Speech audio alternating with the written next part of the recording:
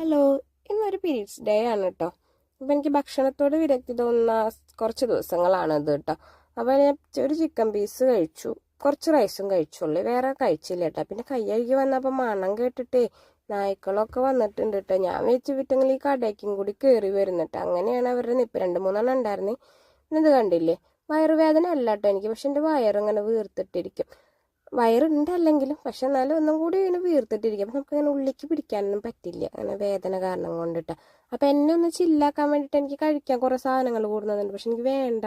മാങ്ങാ ജ്യൂസ് ഉണ്ട്, ഒരു തരി കുടിച്ചിട്ട് അത് ബാക്കിയൊക്കെ വയറ്റം തന്നെ കുടിച്ചു കേട്ടോ. പിന്നെ ഞാൻ വന്ന സമയത്തൊക്കെ കെടുപ്പായിരുന്നു.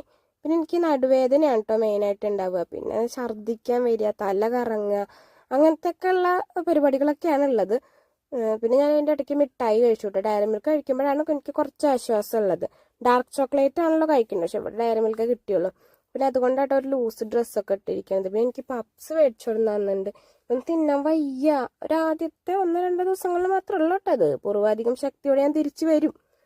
പിന്നെന്താ പറയുക, ഞാൻ മെൻസ്ട്രൽ കപ്പാണ് കേട്ടോ യൂസ് ചെയ്യുന്നത്. കാരണം കൊണ്ട് കുറച്ച് ആശ്വാസമുണ്ട്. അപ്പം നിങ്ങളുടെ പീരീഡ്സ് ഡേ ഒക്കെ എങ്ങനെയാണ്?